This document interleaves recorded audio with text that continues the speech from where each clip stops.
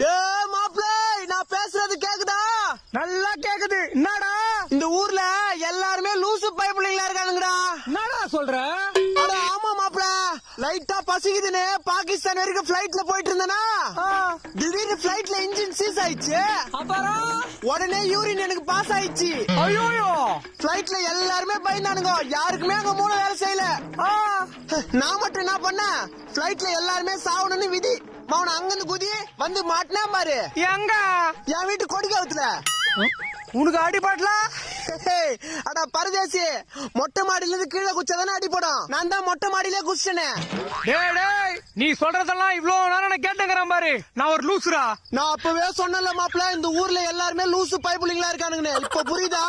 இதுக்கு மேல நான் உயிரோட இருந்தேன். டேய் என்ன மாப்ள பண்ற? மொட்டை மாடில கீழே குதிக்கிறேன். ஓ, உங்க வீட்டு கொடிக்கயிறு கீழே இருக்குதா?